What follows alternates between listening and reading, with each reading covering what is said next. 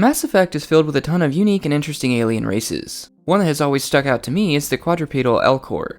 While they do not have a seat on the Citadel Council, they are a well-known and widespread race. What sets them apart, other than their stature, is their style of communication. Elcor speak very intentionally and very directly. They choose their words carefully and speak as if they are afraid of tripping over them. This is part of an evolutionary response to the high gravity of their homeworld, Dakuna. When a single fall can be deadly for a being of their size, it pays to be deliberate with every movement.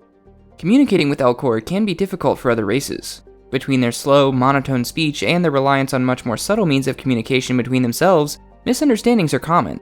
This has led to the practice of Elcor adding some sort of emotive word or phrase before any statement. Since Elcor generally express emotion through pheromones, infrasound, or nearly imperceptible body movements, this practice is essential when dealing with other species. In a similar vein, Elcor take a slightly different approach to art when compared to most other species. Their theater kids put on a 14-hour all-Elcor version of Hamlet for nearly 2 years that somehow won multiple awards. Similarly, 2 Elcor also made an appearance in a Blasto movie. Elcor artists also worked in other mediums. The artist Forta was known to make works that were capable of driving other races to madness if looked at for too long, highlighting Elcor emotional complexity.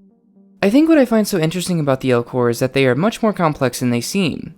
Despite what many outside observers might consider to be a slow and even stunted communication method, they experience and can convey amongst themselves much more depth than can be observed externally.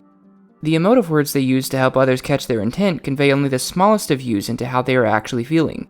It almost seems as if the Elcor are a metaphor in some ways for neurodivergence.